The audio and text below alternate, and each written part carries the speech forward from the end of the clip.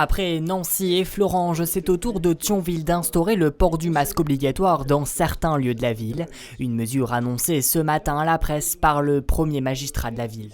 J'ai décidé de réactiver le port du masque obligatoire au niveau des marchés du mardi et des marchés du samedi, et de rendre obligatoire le masque sur les rives en fête, qui sont cette animation estivale qui existe sur Thionville, parce que c'est des endroits de promiscuité. Une mesure qui intervient à la suite des résultats du dépistage réalisé sur 856 Thionvillois la semaine passée, dont 6 cas sont porteurs de la Covid-19. Pour les Thionvillois rencontrés ce midi, les réactions sont assez mitigées face à cette annonce. C'est une bonne chose, surtout en fin de semaine, mais là, peut-être pas nécessaire toute la semaine, là, il n'y a pas tellement de monde.